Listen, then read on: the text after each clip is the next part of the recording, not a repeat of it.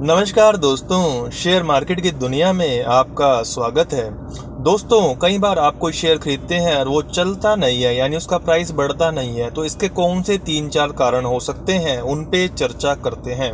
आपको हो सकता है समझ ही ना आए, पता नहीं भैया मैंने तो शेयर लिया था बढ़िया, लेकिन ये चल ही नहीं रहा।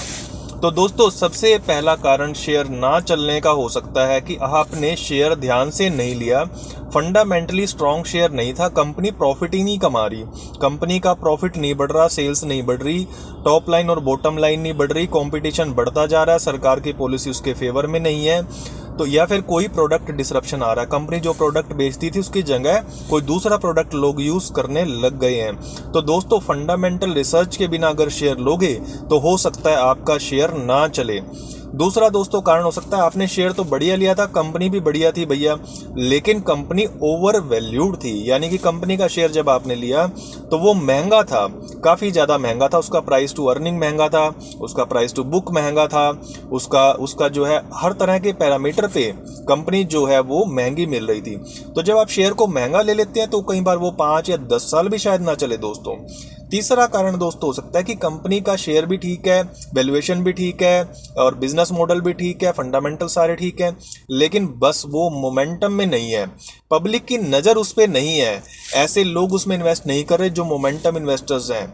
ऐसा भी हो जाता है दोस्तों, वो शेयर वैल्यू इन्वेस्टर्स के लिए बहुत बढ़िया होता है क्योंकि कंपनी अच्छी है, सस्ती मिल रही है। जैसे आजकल बैंकिंग सेक्टर है, लेकिन लोग नहीं ले रहे भैया, नहीं ले रहे तो नहीं ले रहे, वो उन शेयर्स को ले रहे हैं जहाँ पे ताबड़तोड़ रिटर्न हो, आज ही पैसा लगाया आज ही कमाई होगी, यानी मोमेंटम वाले। तो कई बार होता है जस्ट वो शेयर आपका जो है वो आपका मोमेंटम में नहीं है, उस पर पब्लिक की नज़र नहीं है, ऐसा भी हो जाता है। चौथा कारण होता है भैया, शेयर जो है, शेयर को तो छोड़िए, पूरा का पूरा सेक्टर ही की तरफ ही कोई नहीं देख रहा, पूरे के पूरे सेक्टर में ही मोमेंटम नहीं है।